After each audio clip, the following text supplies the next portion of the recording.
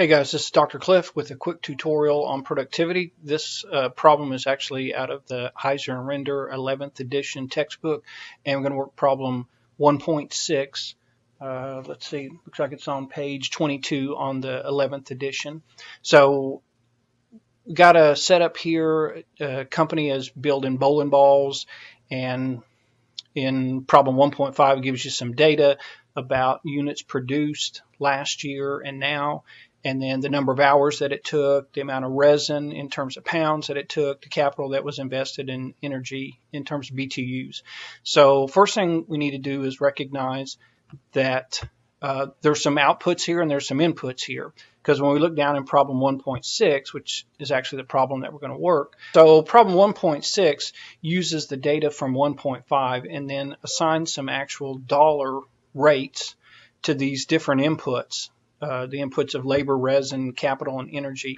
So 1.6 tells us how much an hour worth of labor costs, how much a pound worth of resin, and so forth.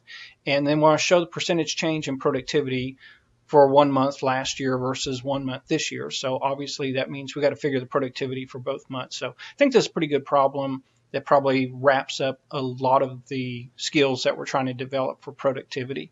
So okay, so let's take a look. I started a spreadsheet to help us out.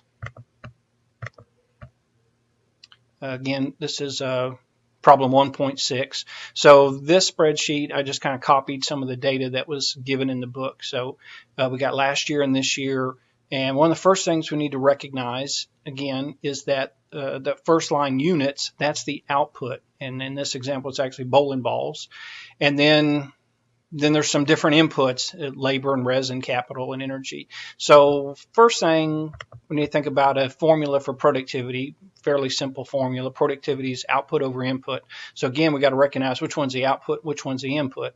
And we know that units, again, which is bowling balls, is the output, and all these other things that go into the business are the inputs. Then down below in the problem, it tells us how much an hour's worth of labor, a pound worth of resin. Capital expenditures are a little bit different because it says it's 1% per month. And then energy per BTU is 50 cents per BTU.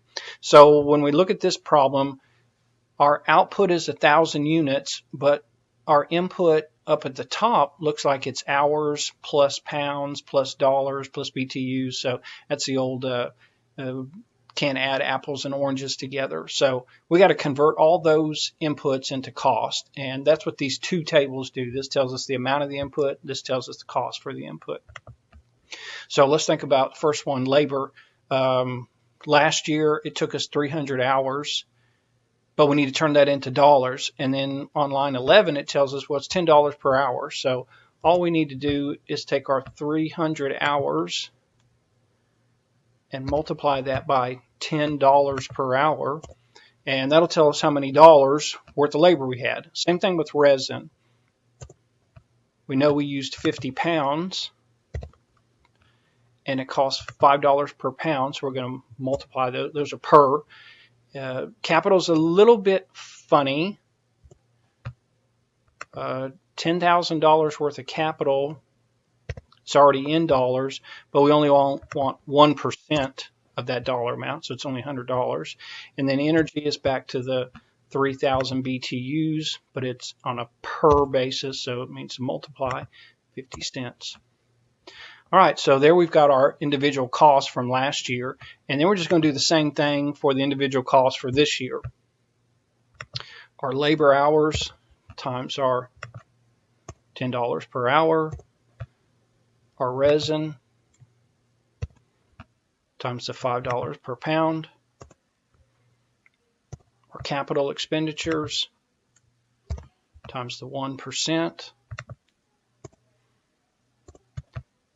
And our energy BTUs. Okay, so now we got all of our individual costs.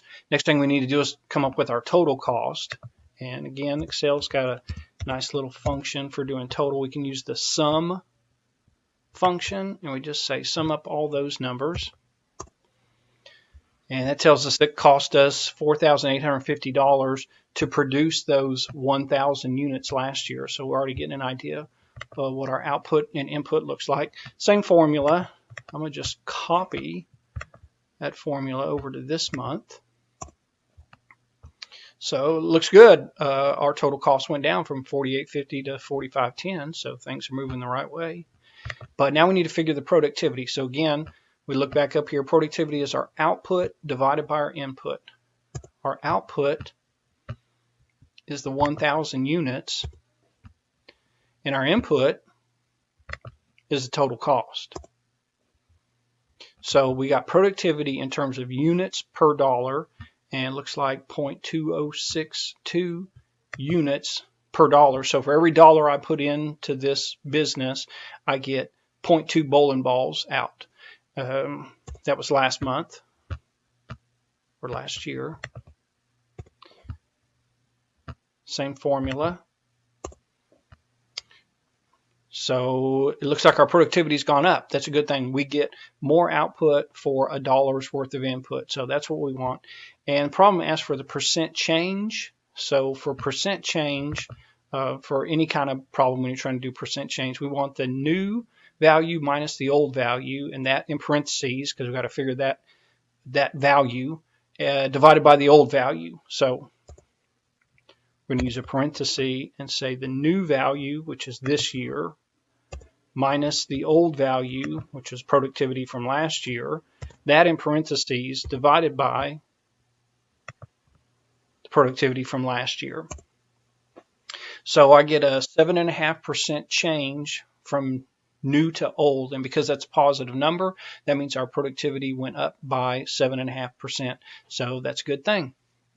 I think that had a lot of concepts involved with calculating productivity, having individual inputs and having to convert those into dollars, calculating the productivity, maybe calculating two types of productivities, and then calculating percent change. So this is Dr. Cliff, and I hope that helped.